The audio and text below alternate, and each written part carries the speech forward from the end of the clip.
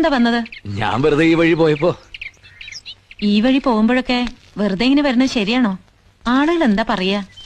എനിക്ക് ഭാവന ഒന്ന് കാണണം തോന്നി.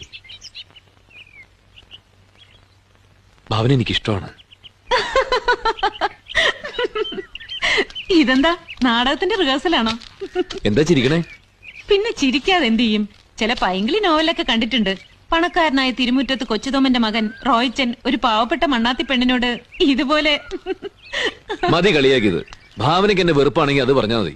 വെറുപ്പൊന്നുമില്ല, സഹതാപം. ഒന്നും ആലോചിക്കാണ്ട് ഈ റോഡ് വക്കത്തൊക്കെ നിന്ന് കമന്റ് അടിക്കുന്ന ചെക്കന്മാര് പറയണ പോലെ. റോഡ് വക്കത്ത് നിൽക്കുന്ന ചെക്കനല്ല ഞാൻ. ഒന്നും ആലോചിക്കാണ്ടുമല്ല പറയണത്. ദിവസങ്ങളോളം ആലോചിച്ചതാ. ജീവിതത്തോട് ഒരു സീരിയസ്നെസ്സും കാണിക്കാത്ത ആളാണ് ഞാൻ. ഒരു പെൺകുട്ടിയെ സ്വന്തമാക്കണമെന്ന് ഇതുവരെ തോന്നിയിട്ടില്ല. ഒരു കുടുംബം ഉണ്ടാവണമെന്നോ എല്ലാരും പോലെ ജീവിക്കണമെന്നോ ഒന്നും ഞാൻ ആലോചിച്ചിട്ടില്ല. പക്ഷെ ഇപ്പോ എല്ലാം ഞാൻ ആലോചിക്കാൻ തുടങ്ങി. സ്വപ്നം കാണാം.